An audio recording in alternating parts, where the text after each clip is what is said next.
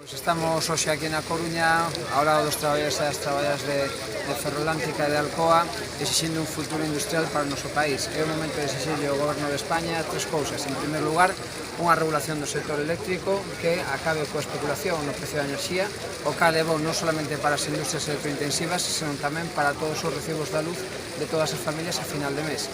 En segundo lugar, que iso vaya acompañado, tal e como se comprometeron, dun plan de investimentos e, en terceiro lugar, dunha garantía de emprego. Eso que queremos traer as traballadoras, eso que apoyamos aquí. Isto en relación ao Goberno do Estado, pero o Goberno da Xunta tampouco debería de estar mirando. Esta semana Feijóo dixo que eles estaban a expectativa de ver que pasaba.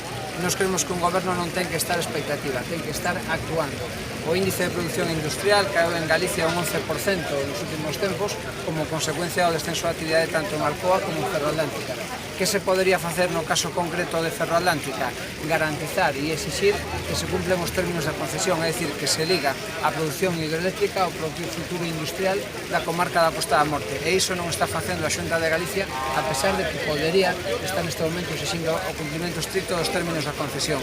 Ben, pedimos do Goberno do Estado e do Goberno da Xunta de Galicia a actividade, non expectativa, a actividade para garantizar os postos de traballo, o futuro industrial e un precio da luz que non seña abusivo nin para a industria nin para as familias.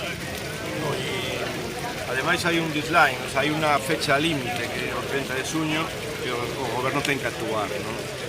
Marea presentou desde fai 3 anos e por fin na última Comisión de Industria aprobaron estudar non o que nos planteábamos, que era implantar unha tarifa industrial basada en que as centrais hidráulicas e nucleares que xa están amortizadas como país en Francia tiveran unha tarifa fixa para a industria e tamén para os fogares, que establecemos no entorno dos 40-42 euros megavatio hora, máis ou menos 20 euros, o sea, casi un 30% por debaixo do que en este momento venden esa enerxía. Son o que se chaman os beneficios caídos do CEO, 2.000 millóns de euros de renda que se extraen ás familias e ás empresas para acabar no oligopolio eléctrico.